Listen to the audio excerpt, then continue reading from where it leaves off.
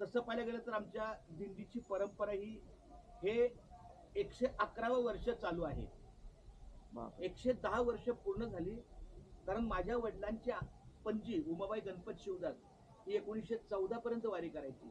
मग त्या उमाबाईचा मुलगा म्हणजे निवृत्ती माझ्या वडिलांचे आजोबा ते 1936 पर्यंत वारी करायचे. ते पण तळबीडचे शिवदास घराणं.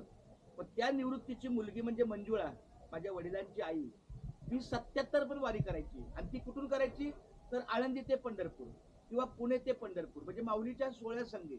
पण जेव्हा मंजुळाचा विवाह कारंडे घराण्याशी झाला म्हणजे त्यांचं शिवदास आडनाव हे माहेरचं आहे, पण पतीच्या नंतरचं आडनाव कारंडे लागलं. त्या मंजुळाचा सगळ्यात धाकटा मुलगा पांडुरंग म्हणजे माझे वडील. त्यांनी जेव्हा ही परंपरा चालू ठेवण्याची विचार केला तेव्हा त्यांना असं वाटलं की मी मुंबई महानगरपालिकेत कामाला आहे. माझे वडील पण सिक्युरिटी गार्ड होते आणि गेट ऑफ इंडिया पासून हो माझे वडील सिक्युरिटी गार्ड होते.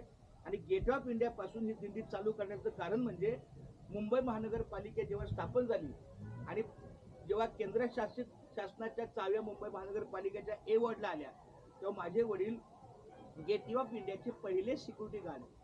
त्यामुळे त्यांनी गेट ऑफ इंडिया हे निवडलं. आणि जेव्हा नोकरीच्या अगोदर जेव्हा ते मुंबईला आले तेव्हा ते गेट ऑफ इंडियाचे इथे एक झाड आहे, शिवाजीचा पुतळा आहे, तिथे त्यांनी आपले चर्मकाराचं काम केलं. आणि एक साहेब भेटले आणि त्यांनी सांगितलं बाबा तुम्ही किती शिकलाय पालिश करता त्यांनी सांगितलं मी जुना 11वी आहे. म्हणजे जुनी 10वी म्हणजे 11वी.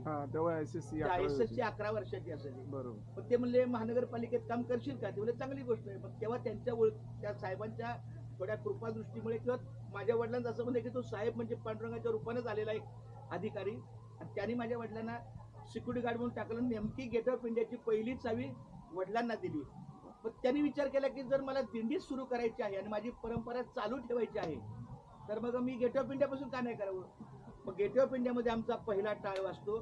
तसं पाहायला गेलं तर अजून त्याची एक पार्श्वभूमी आहे. गेट ऑफ इंडियाच्या पुढे घारापुरी आहे ज्याला एलिफंटा म्हणून सगळे प्रचलित आहे. घारापुरी लेन आहे. हा घारापुरी लेन आहे. तिथं आम्ही पहिला श्रीफळ देतो, जाहिरात देतो.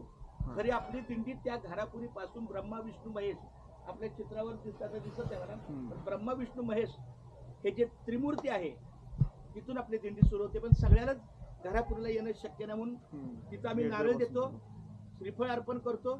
एक नारळ त्रिमूर्तीच्या चरणी देतो, दुसरा नारळ आम्ही अरबी समुद्राला देतो आणि तिसरा नारळ गेट ऑफ इंडियाच्या या भूमीला देऊन तिथून जी दिंडी चालू होते की आता तसं पाहायला गेलं तर गेट ऑफ इंडिया पासूनची दिंडी ही 47 वर्ष झाली.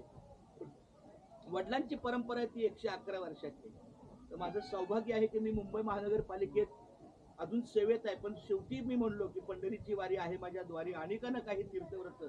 त्याप्रमाणे वडिलांच्या वारीचं कार्य आमच्या डॉक्टर शांताराम कारंडेंनी ते एक वाक्य लिहिलेलं आहे की जिवंतपणी द्यावं भरल्या हातानं सारं, मेल्यावर मोठा हार घालणं. हे वाक्य मला इतकं माझ्या स्मरणात बसलं. मी विचार केला मग वडिलांच्या उपस्थितीमध्येच आपण पंढरीच्या वारीची सुरुवात करावी.